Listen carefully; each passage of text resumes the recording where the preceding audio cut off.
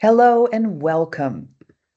I'm Dr. Marsha Bradfield, and I wanted to begin this recording by mentioning that I lead MA Intercultural Practices at Central St. Martin's.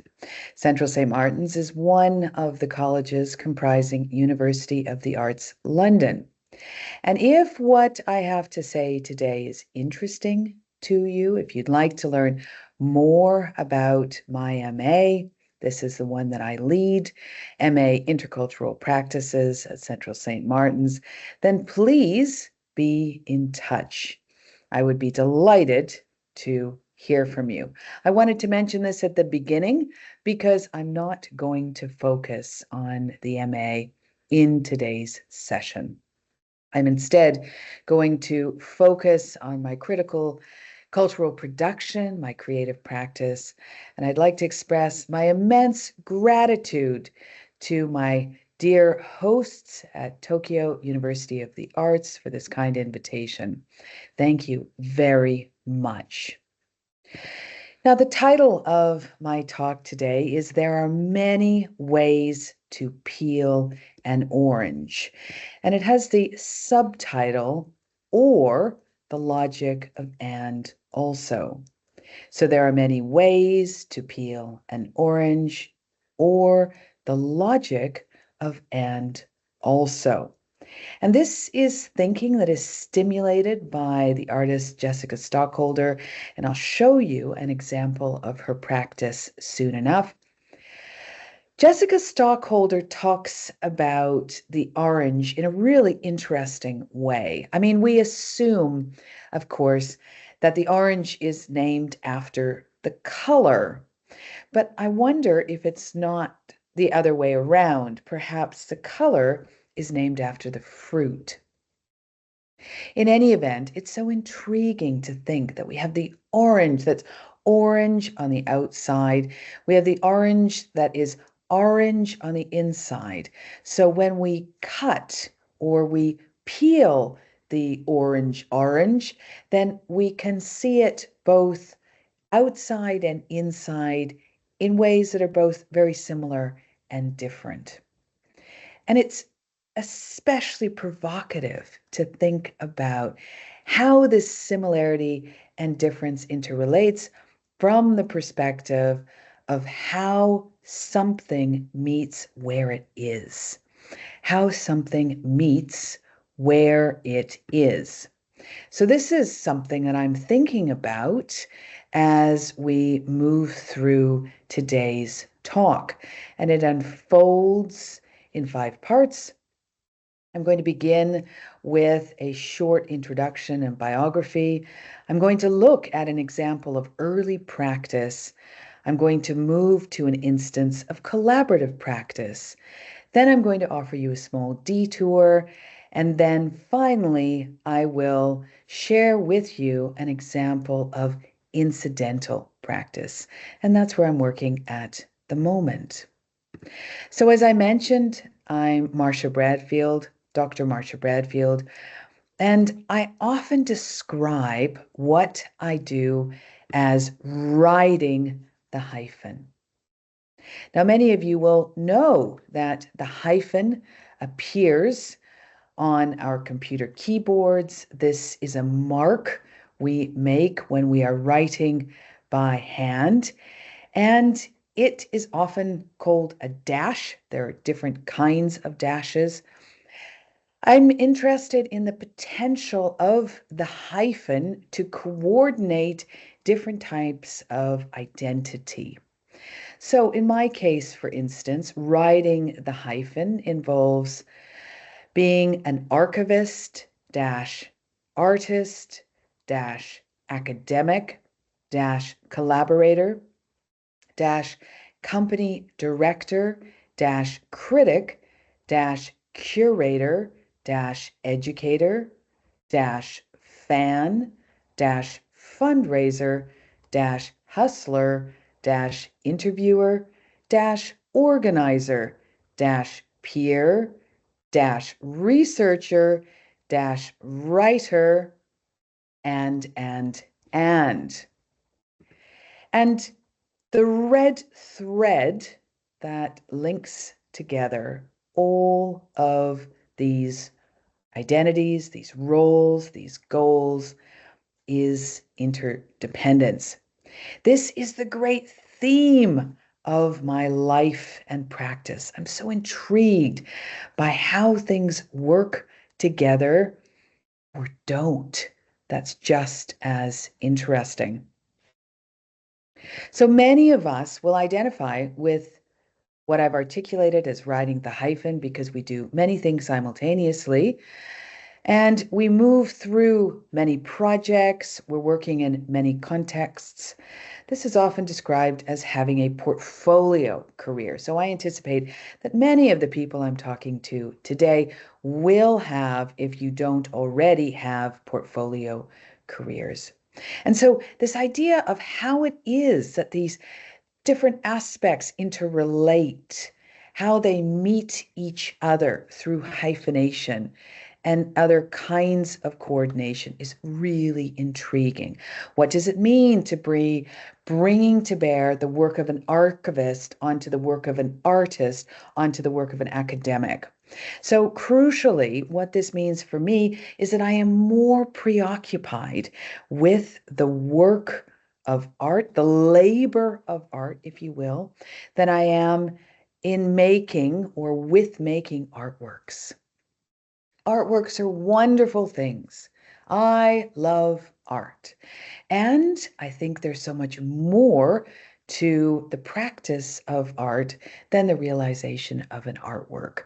I'm thinking about the political economy of art, the sociology of art, the psychology of art. I'm intrigued by how all of these mesh together. And that's in part why I find leading a course that focuses on interculturality, MA Intercultural Practices, where we look at not only the intercultural, but also the interdisciplinary, the intergenerational, this idea of the inter is what for me is so crucial to my lifelong interest in interdependence.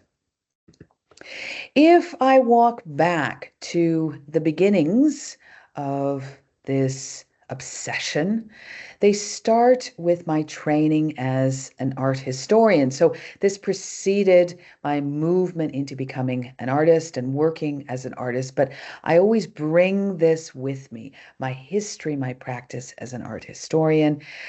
And I specialized in Chinese culture, Chinese cultural production, Chinese art, Chinese artifacts, Chinese history, absolutely fascinated by the Chinese diaspora. And so in pursuit of this, I went to Taipei to study Mandarin at the Mandarin Training Center at Shida, which I'm sure some of you will be familiar with. And while there, I worked as an English guide, what is called a docent, at the National Palace Museum. It is a magnificent institution, and I encourage all of you to visit if you can. It's remarkable for its architecture and for its collection of more than 5,000 years of Chinese art. And while working there, I became very intrigued with this figure of the artist scholar. So this figure of the artist scholar has a long and strong history going back many dynasties in the Chinese history of cultural production, especially within the context of the imperial court. Here we have some examples of artist scholars. They are poring over this calligraphy. They are understanding their scholarship as being at this disposal, the service of the state. They're very interested in using creativity to improve the Chinese context.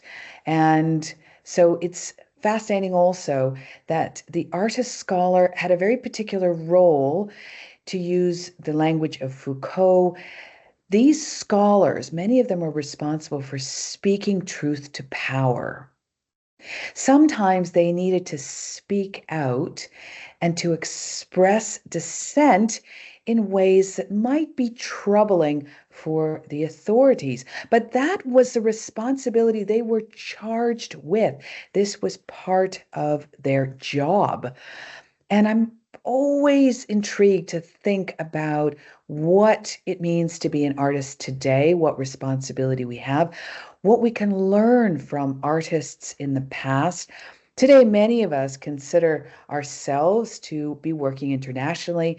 I know I have the enormous fortune of working all around the world, and I value immensely examples of critical cultural production beyond my own context. Having grown up in Canada, I was born in South Africa, grew up in Canada, lived and trained in Taiwan, and now I'm living in the United Kingdom.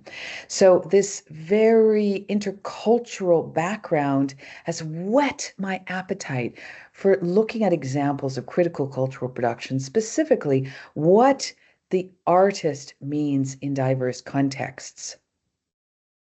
And so it was with this figure of the artist scholar, specifically in a Chinese context, that I was thinking about developing an intervention for Taipei Biennial 2000. This was a collaboration with the artist Susan Kenzerlach, who was working in Taiwan at the time. She's an American artist now, works in Japan, a very interesting, sensitive thinker and writer. And Susan was very influential on me. She was very attentive, this is now 25 years ago, to the burgeoning, the development of the world of biennales. So she was thinking about the relationship between how cities would emerge and literally place themselves on the map by acquiring an art fair. So either a biennale happening every 2 years or a triennale happening every 3 years. And this would give them a particular purchase significance in the world of critical contemporary art. It would nurture art tourism, and biennales really were integral to how the world of art, especially the commercial world of art, developed in the 90s and the noughties. So the 2000s. And so Taipei Biennial, Taipei Biennale in 2000 was curated by Wenwei Xu. He was the Taiwanese curator, really interesting practitioner and person, and also Jerome Sans. Now, Jerome Sans was the curator of the Palais de Tokyo, very, very influential in his own right, French curator, and did an enormous amount to popularize biennales. And this meant, of course, that he was a very busy person, going to lots of different shows and lots of different locations all around the world. And something that Susan and I were thinking about, and I was thinking about a great deal because I was studying Chinese at the time. We were both studying Mandarin. We were thinking about what it was meaning for these curators to be moving, to be gliding around the world in a way that meant that they were almost everywhere all at once. And this was so different from our lived experience of being very situated and specific. For me, it was in a Taiwanese context, living in Taipei, studying Mandarin, thinking about 5,000 years of Chinese history, and really appreciating how different this experience was from the global curators working on these biennales who were moving around the world, literally flying in and flying out, sometimes going from the airport to the biennale venue, engaging with the staff there to ensure the exhibition was being prepared, effectively disseminated, it was press ready, it was ready for the literati of the art world, those moving around from art fair to art fair, so the patrons as well as the scholars and journalists, and really thinking about how we might offer kind of counter story of the Biennale to that, challenge this model of frictionless engagement, moving around these different art fairs. And we knew this would be a very weak signal. So there are these dominant stories that are told, these big, powerful narratives. And so we wondered, what little story could we offer as an alternative? And so our weak signal took the form of a language lesson. This was very much inspired by our own experience of learning Mandarin, and we were also teaching English to make ends meet, to make some money while we were living in Taiwan.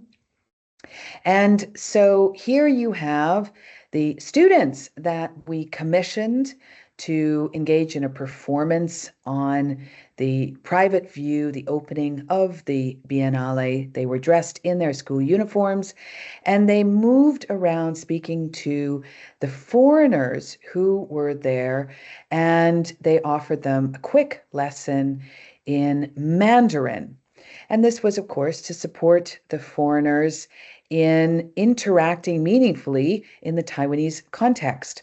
So this is how the work eventually presented. There was the performance on the night, and I must confess that this was the first artwork that I ever made, and I wasn't thinking carefully enough about how important it is to document your performance, your work.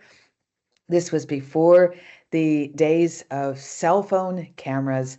Shot on 35 millimeter film was our documentation, and these black and white images, we just really have one that is worthy of consideration, are very limited indeed. So there's a lesson there. And as an initial first step, I was very reliant on my art historical training, specifically in conceptual art. And so the way that this work culminated was as a triptych. Two parts of this are the front and the back of a certificate, which we offered to the participants. They received a certificate after their language lesson. And then the third image there that is framed is documentation, photo documentation of the event itself. So this artwork, my first artwork, was called Learn Chinese in 2 Minutes, a lesson in the indispensable virtue of humility. And so the lesson involved learning two expressions in Chinese, and the one expression was 不好意思, so I'm very sorry to trouble you, and this is a very common expression in Mandarin, 不好意思, and then also 麻烦你, which is again, I'm sorry to trouble you, but in a slightly different way. 不好意思 is apologies for this inconvenience. 麻烦你 is I'm sorry to trouble you, as in I'm sorry to cause you inconvenience, if you will, in this moment of asking you a question, for instance. So it's both of these are sort of about inconveniencing someone, apologizing for one's inconvenience. And it was very much my experience as somebody who was learning Chinese that if I could express these idioms with confidence and with genuine humility, they helped me enormously to communicate. And that was really what I wanted to do, was I wanted to communicate in Chinese. And so Susan and I wanted others to enjoy this experience. Of course, it's funny because you cannot possibly learn Chinese in 2 minutes. This idea of doing so speaks to modern convenience and also the speed at which these biennales unfold around the world. They are years in the making, and then they open for a few months and close. People move from one biennial to the next, again with this glide, this frictionless movement that is reserved for an elite, and this includes an elite set of artists, Biennale artists, and of course, patrons. So this idea of awarding somebody fluency based on a very short language lesson was poking fun at this whole industry of convenience, of very quick delivery, and of course with the idea of critiquing this kind of cultural production, but hopefully in a playful way. So this idea of and also comes to the fore because on the one hand, this is an example of a genuine and actual language lesson. So people could learn these two expressions in 2 minutes. Buhaisa, mafani. If you practice them, you could learn them very quickly and they could become part of your vocabulary and support you with interacting in the local context and generating a much deeper meaning of what it means to communicate and be in this milieu, in this environment. So on the one hand, this was an actual language lesson. On the other hand, this is an artwork. It's playful, it's critical, and it's intended to be slightly provocative. And I'm very grateful that this is how the curators received this intervention. So this idea of thinking about the content of this particular artwork, I'm dwelling on it at some length because I realized that these themes have been sustaining me for a quarter of a century, for the last 25 years. I'm fascinated with translation, thinking about intercultural exchange, thinking about attitudes. What is our approach? How do we engage in a situation? Are we open? Are we available for new understanding? What about our values? Do we appreciate difference even when it can be challenging? This is also an expression of institutional critique, really thinking about the institutions of art, including museums, galleries, and how it is that they express themselves through, for instance, exhibitions like biennales, critically engaging with this, with the express purpose of thinking about it in ways that might enable new possibilities to emerge. Importantly as well, this is about my own lifelong learning over 25 years and going strong, and also life-wide learning. So this goes back to the hyphenation. So this idea that the work that I do in my artistic practice, working as an artist, informs the work that I do as an educator, informs the work that I do as an archivist, informs the work that I do as an organizer.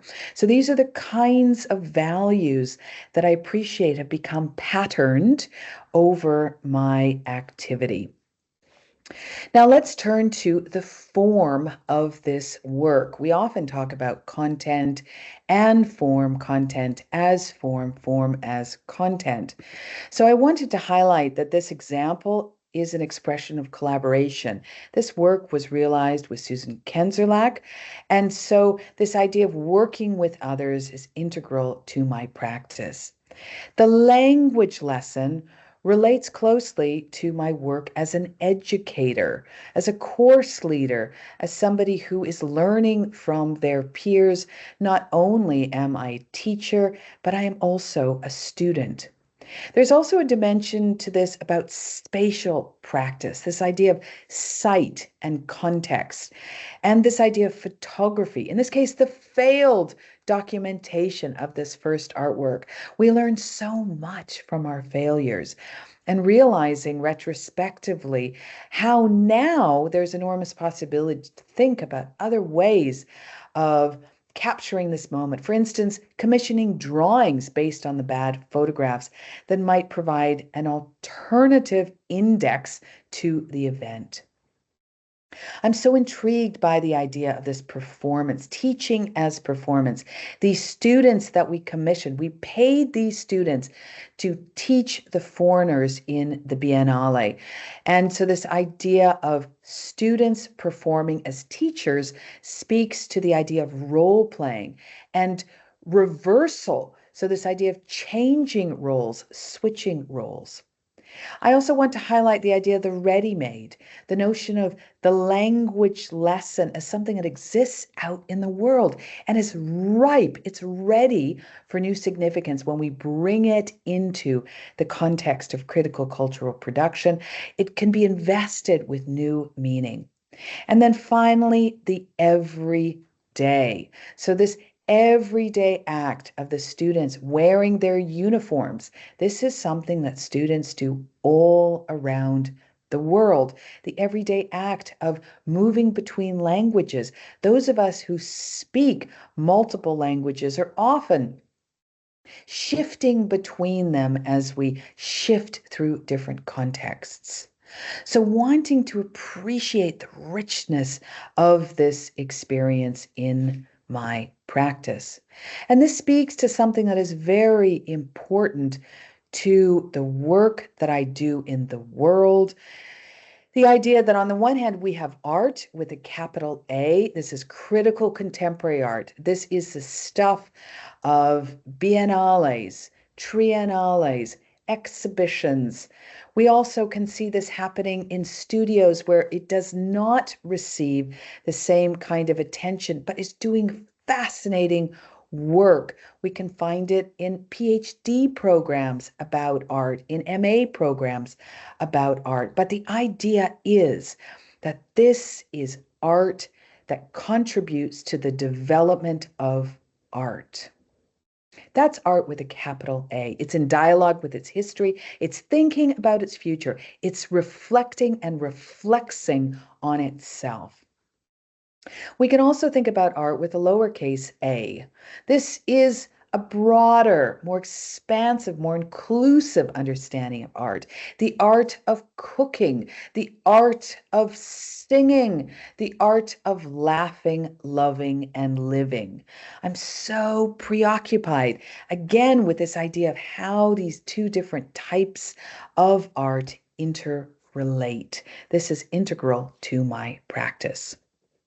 I want to turn now to speaking about another example of the work that I do. This is with critical practice. It's an example of more collaborative work, this time longer term and larger scale. So critical practice was especially active between 2005 and 2017. The group has since then, reconfigured, the energies have gone elsewhere. Many of us continue to work together. But critical practice was established to look at the social good of art. And so it attracted not only artists, but also designers, curators, academics. What was really important to our community of practice was practice. We were all practitioners. We are all practitioners. And we were interested in practicing together.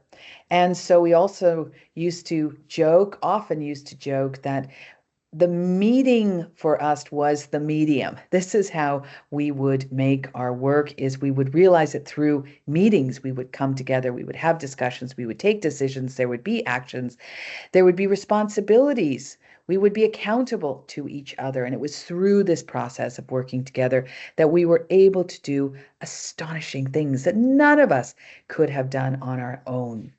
So here, for instance, is aim number 3 of our aims and objectives. So this is sort of our charter that we use to operate.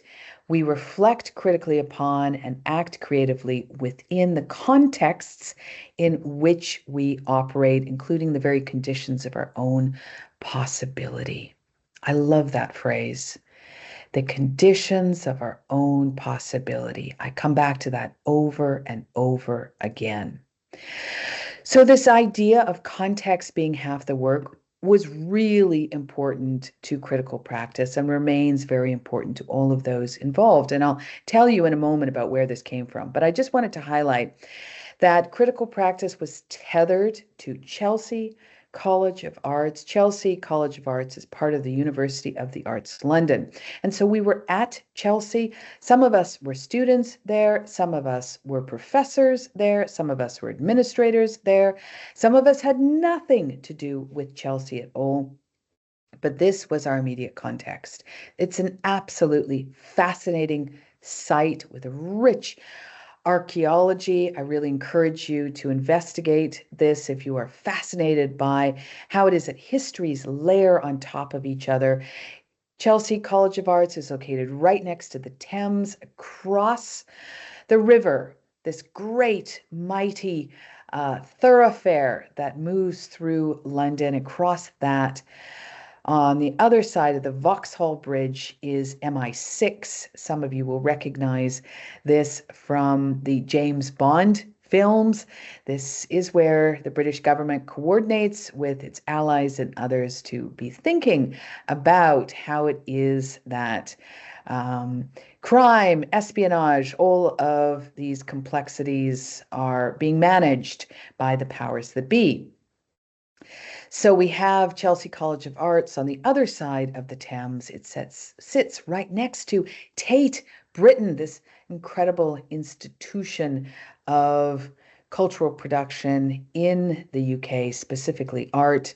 And then some of you will be alive to the fact that it's just down the road from the Millbank Tower. This is where the Conservative Party had its headquarters, and then additionally a stone's throw nearby the Houses of Parliament, where all of the government's decisions are taken, ratified, implemented. So it's very close to this locus of power, and it's built on layers and layers of history. Fascinating. So here is our college. Part of our college, this great space in the front, is called the Parade Ground. And this is because at one point, this was a military hospital where research was undertaken, and the soldiers used to parade around to get their exercise. And so this was a space of presentation for the military, and now it's a space of presentation for art, especially sculptural practice, although I regret that it's not more frequently used. Now, most of the time, this is a magnificent expression of confident civilization. This is exuded in this beautiful architecture. But every year there are a few days when that which is very impressive becomes embarrassing. And if you look to the left of this building, you will see 3 arches. And I just want you to cast your eye over there, because I now want to show you an embarrassing scene. Here you are looking at the skip. So this is the dumpster, the bin, if you will. And the reason why the skip is overflowing is because this is captured the days after the degree show has been deinstalled. Every year we have a great celebration of our students' work. Our final year students, before they graduate, present their learning to the world in a degree show. It's such an exciting event. Thousands of people attend, many from industry to scope new talent. It's a celebration. We are jubilant, and it is very exciting. And then it ends. And then that which was a treasure and had been worked on so carefully for months, if not years, very often becomes trash that goes into the skip. And that's because it's expensive to ship work around the world, and there is so little storage in the UK. It's a small place, and as a result, often that which was a treasure becomes trash very quickly. And it's terribly embarrassing, especially when we aspire to be environmentally sustainable. So thinking about this idea of how it is that critical practice could critically engage with its context and thinking about how it could reflect on the possibility of transforming what it has available, we went about transmogrifying the degree show detritus, the trash of the degree show, into something new. So we recycled the degree show, and we were inspired to do so by the work of the Italian designer Enzo Mari, who developed a kind of open source approach to furniture design back in the 1970s. So here we have Enzo Mari with maquettes of his furniture designs. And what we wanted to do was to create a different kind of market. We had been spending a lot of time thinking about value. And so we wanted to create a market of values that challenged the way that markets typically broker value. So if we think that markets are about exchanging goods for money, we were experimenting with the potential of the market as a form to exchange something else, to offer an experience in exchange for engagement, attention, new understanding. And so we were interested in this idea of transaction, how it is that we could differently transact. We could transact to create new kinds of value that challenged the idea that money, that commercial value, was the be-all and end-all, because we were increasingly worried about how it was that price was being affixed to everything. The price of life, the price of well-being. These things to us seemed as though they should be exempted from price, that they were so precious that they needed to be differently valued. And so we created this market. We built the market stalls. Here you can see me holding a maquette made from balsa wood of one of these stalls. We worked together to do so using a jig. So a jig is it holds the pieces of the stalls based on Enzo Mari's design for furniture.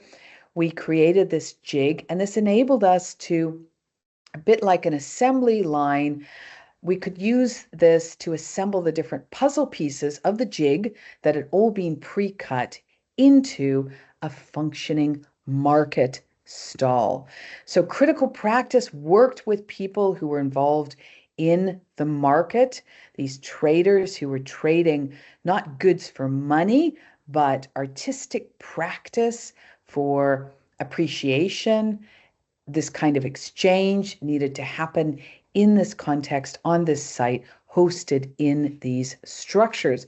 So we built these stalls, and it was amazing. There was so much we could use from the skip. We could recycle, especially the architectural department.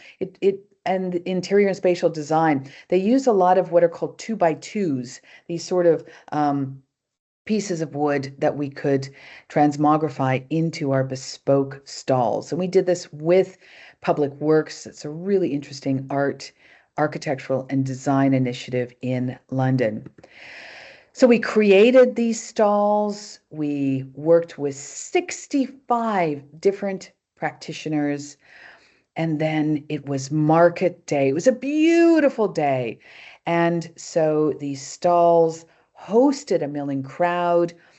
We had over 1,000 people come to our market of values, and they were engaged in all kinds of activities. We even had our own currency. And so it was very special to be trading this currency throughout the market. People collected these tokens. They became very special souvenirs of this day. All kinds of activities took place. In the top left-hand corner, some of you will recognize Ezio Manzini, who is very interested in design, when everyone designs, how it is that we can think about design in an expansive way in terms of participation and engagement, thinking about this within cities, thinking about sustainable cities and communities. It was wonderful to have him there. It was a rich and very special experience. And I should say that this was my postdoctoral project. So it was my job as a postdoctoral scholar to use my fellowship to create this extravaganza, to write the funding applications, to facilitate the group. I did this with help from many people in critical practice. As I mentioned, there were some 65 stalls involved. And then after the market, we rehomed these stalls all over central London. So some of them were purchased by the South Bank Centre, I should say.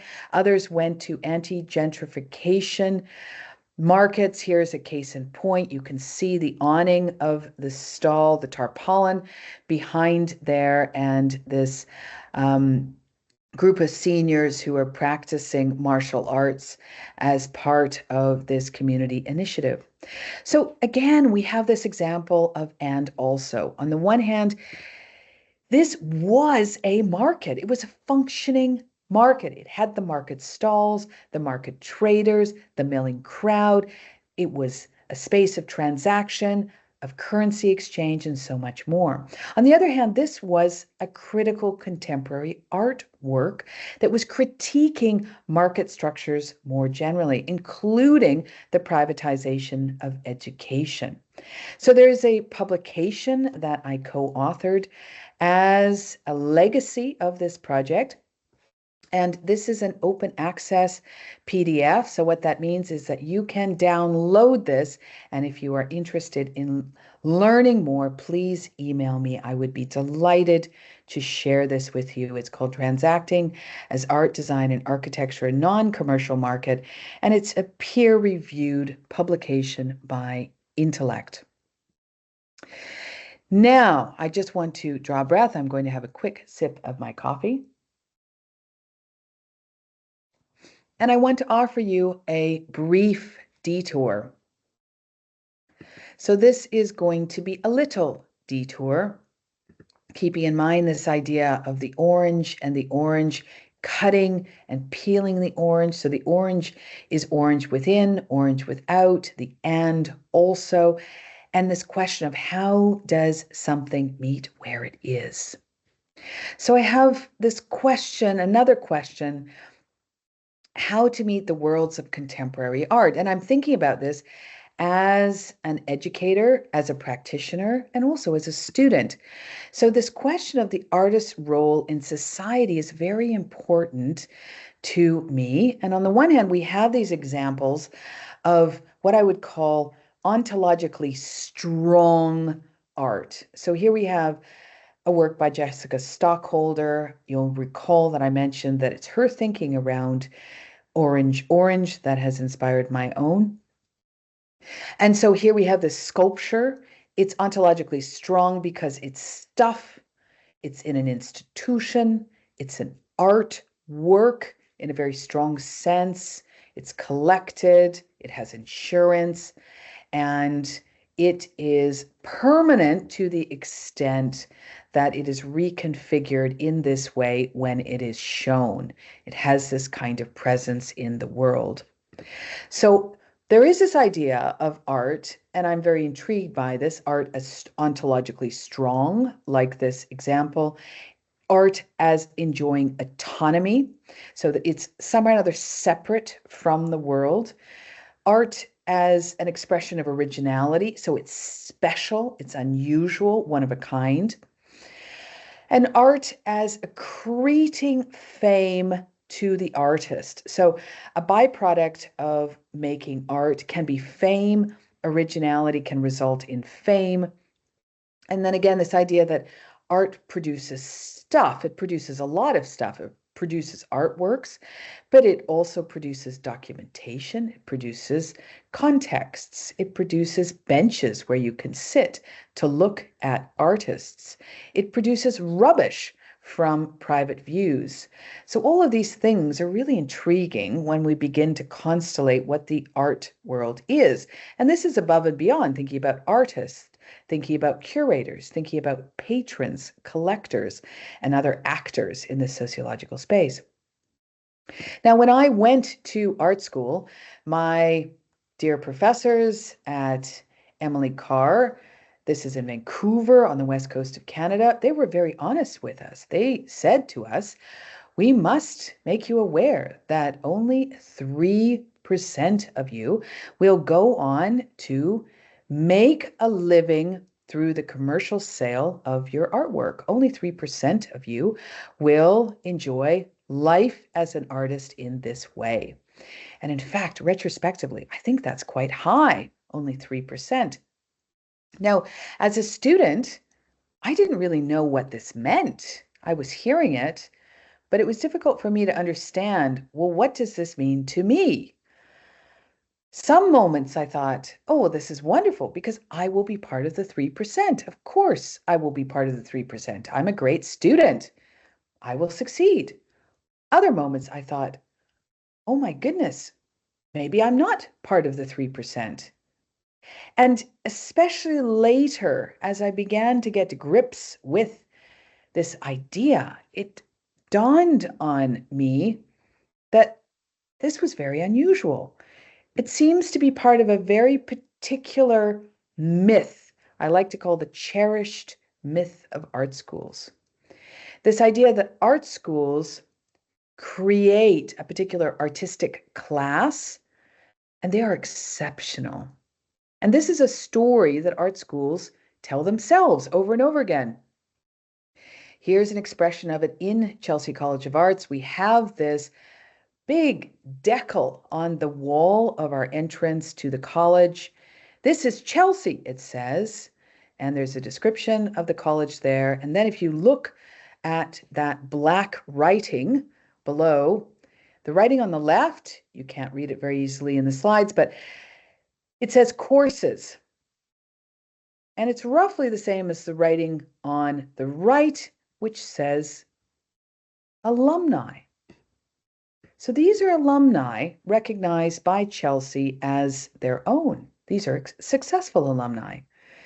Now, the numbers change a little bit from year to year, but let's guess that Chelsea is about 15 to 1,800 strong. That's how many students we have at the college. This is a very well-established institution. It's been going for over 100 years if we think about the polytechnics that preceded it. So there have been thousands and thousands and thousands of students who have graduated from Chelsea. Yet the institution only recognizes a very few. This is far less than 3%. And yet these are the ones that are named by Chelsea on the decal that adorns its entryway. The question, of course, is what happens to the 97%? What happens to all the rest? And I think this is a much more interesting story, if I'm being honest, because my feeling is that all of these people figure out much sooner than I did that there's so much possibility if we expand how we're thinking about art. If instead of thinking about art as ontologically strong, we can embrace art as ontologically weak. If instead of thinking about art as autonomous, as being on its own, as having a special relationship to society, there's a great deal of opportunity in thinking about art as responsive, thinking about context as being half the work. Instead of holding up originality as being a hallmark of art, what happens when we embrace the possibility of and also? Art potentially also being design, for instance. Now, this question of fame is also intriguing Because personally, I never wanted to be famous. And this was a problem because I didn't have good role models when I went to art school.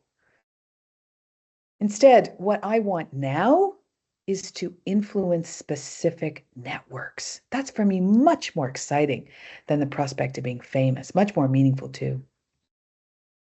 And then finally, this idea that art produces stuff. It does, it always will. But what if we focused instead, going back to the idea of instead of the artwork as being the priority, the work of art, the experience that art gives us as being what is seminal to this critical cultural production. So really what I'm getting at here is a different system of values.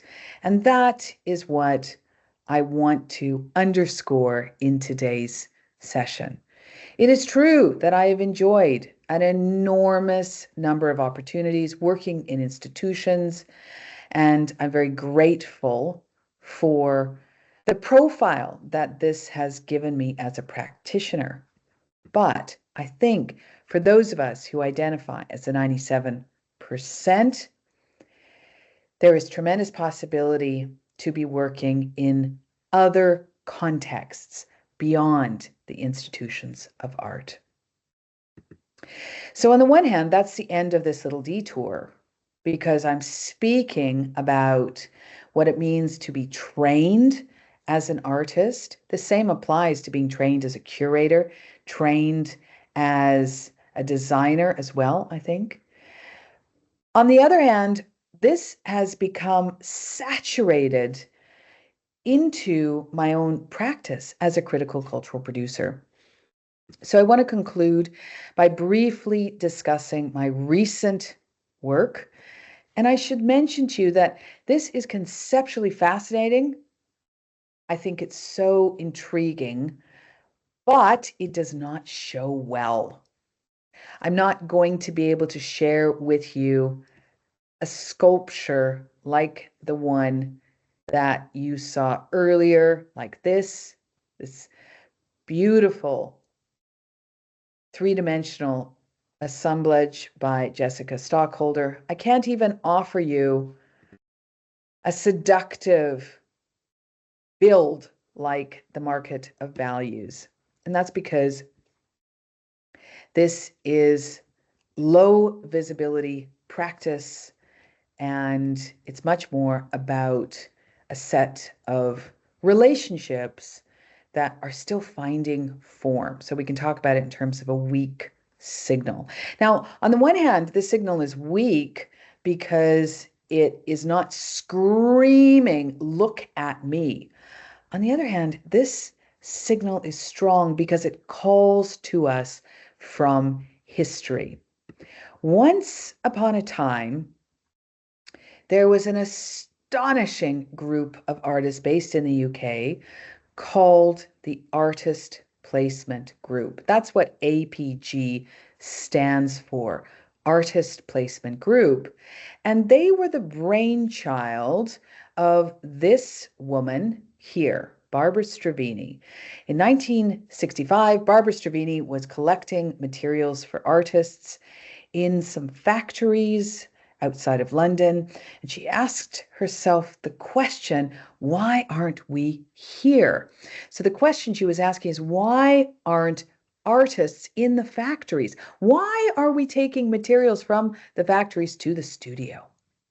And so she developed with others, she co-founded the Artist Placement Group as a way of placing artists in extra artistic contexts, beyond the studio, beyond the gallery, beyond the Biennale.